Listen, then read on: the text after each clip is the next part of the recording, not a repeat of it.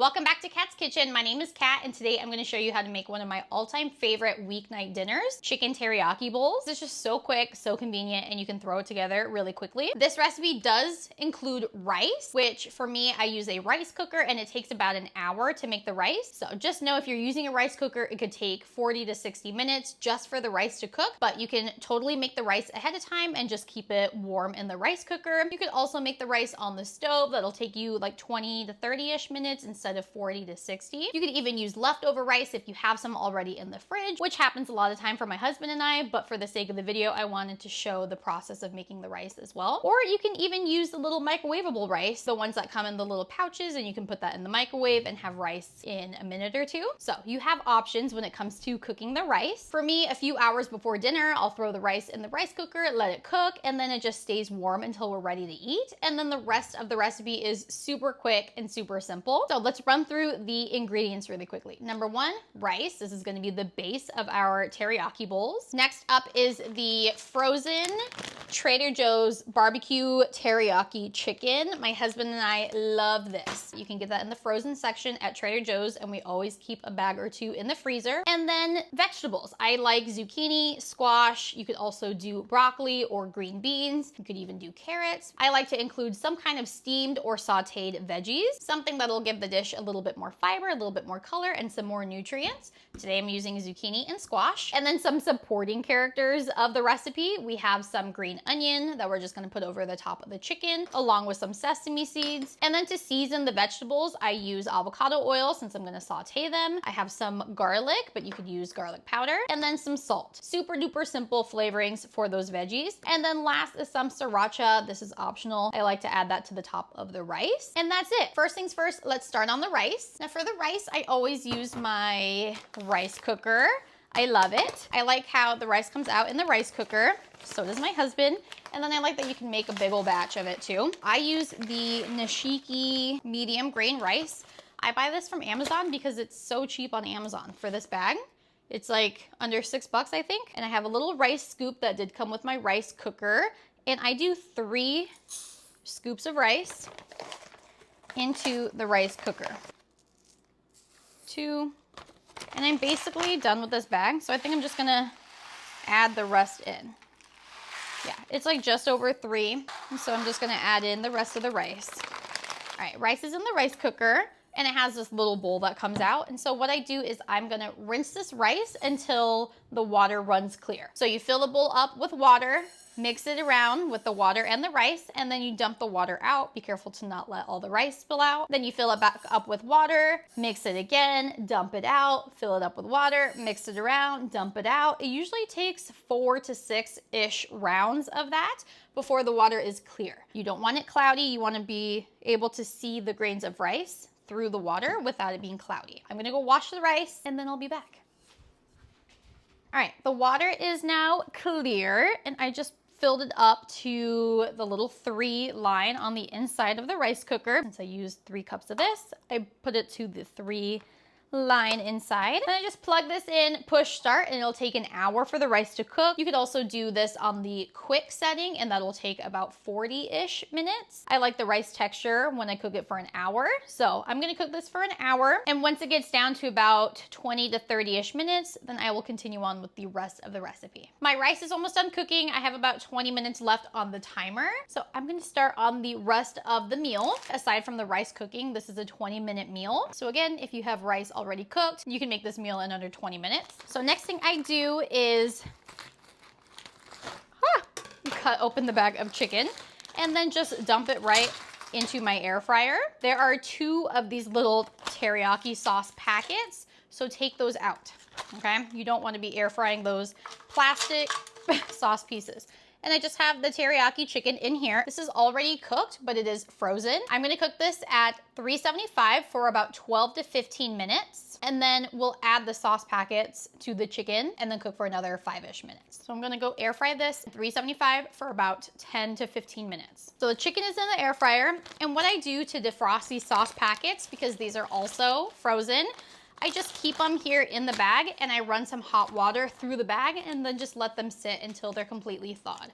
So I'm just gonna add some hot water to the bag, let these sit in the sink until they're all liquidy, and then we'll add that to the chicken when it's ready. All right, so we have the rice cooking, we have the chicken going, and now we just have to cook the vegetables. You can steam the veggies if you want. To steam your veggies, just add some water to a pot, bring to a boil, and then add your vegetables to a steamer insert and cover with the lid, and then you can steam the vegetables that way. I usually do that with broccoli or green beans, but today I'm gonna use some squash and zucchini. So I have yellow squash and a zucchini. Again, this recipe is super versatile. Just use whatever veggies you have in your fridge.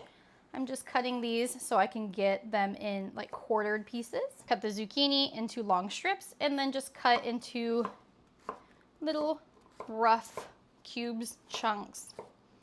Tucking in those fingers so you don't lose one. Perfect, just like that. I like them just to be in bite-sized pieces. And then same thing with the squash, yellow squash. Same thing with the squash, same small pieces.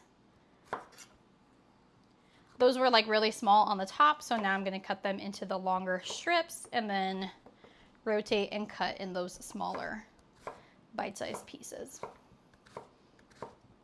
I have my pan heating up. We'll add some oil to it in just a sec. Then I also do some green onions. I cut off the ends of those. I just cut these into really small rounds. So we have our veggies cut up, and then I also mince the garlic. I just use a little grater to mince a few cloves of garlic. That way I get the garlic flavor, but not like big old chunks. And then just be careful with your fingers. I usually go until I'm about to slice off some skin, and then I just leave the top of the garlic.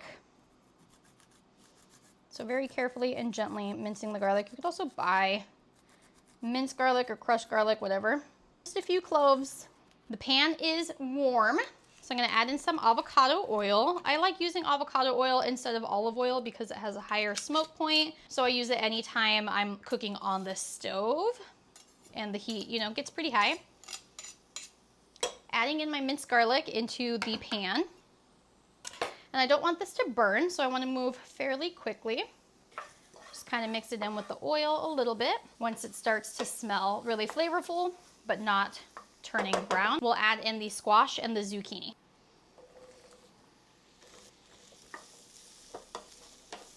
Then season with a little bit of salt. One more mix. And then just let this cook until the zucchini is nice and browned and soft. Right now it's a little hard and kind of crunchy. Just let it cook, do its thing for at least 5 to 7-ish minutes. It'll probably take for it to be nice and browned and charred. You can see some of them are getting a really nice color on them. That's exactly what we want to see. Beautiful, beautiful, beautiful. I like it when the squash and zucchini is soft, but not too soft. So I'm gonna turn it off the heat now and take it off the burner. There's 6 minutes left on my rice timer, so that is perfect. The chicken has been cooking for just shy of 15 minutes. I'm gonna add it to this bowl. This step is optional, just something I like to do to completely coat the chicken in that sauce. Add it to a bowl, and then we add in the 2 sauce packets. They're now completely liquidy, no longer frozen because we had them just chilling for 10-15 minutes in some hot water. Cut them open gently, and then add both sauce packets to the chicken.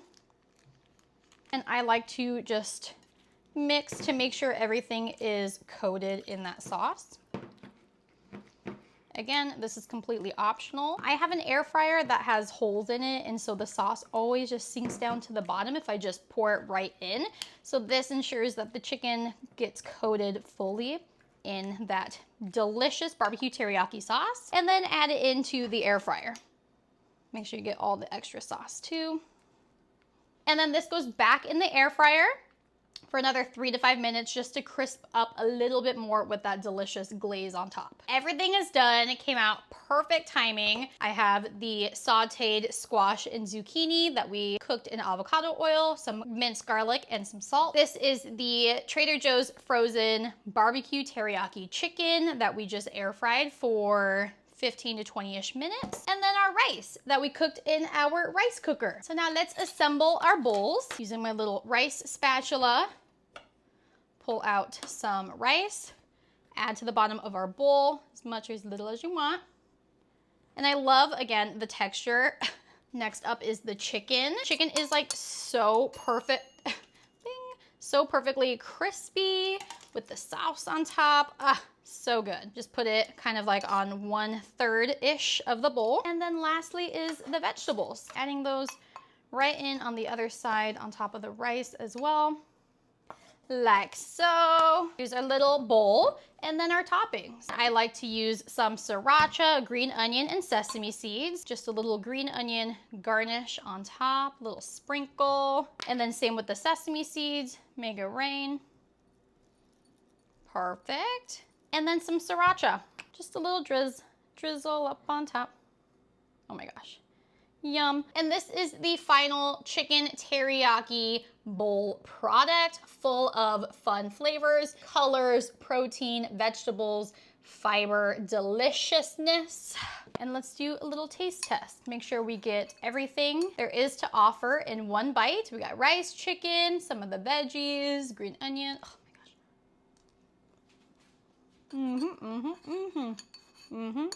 Oh, so delicious, so much flavor in this. I hope you enjoyed this recipe, and I hope it gave you some inspiration for an easy weeknight dinner you can add to your meal rotation. Note, you can switch up the protein in it. Instead of using the Trader Joe's BBQ Chicken Teriyaki, you can add tofu, shrimp, ground beef, whatever kind of protein you want to add to this. Switch up the veggies. You can do cauliflower rice to keep this super low carb. Lots and lots of different modifications you can make to fit your dietary preferences. This is just one example of what you can do for dinner. Thank you so much for watching. If you do give this recipe a try, let me know what you think. Give this video a thumbs up if you enjoyed it, and I will see you in the next video. Mwah! Got a blast!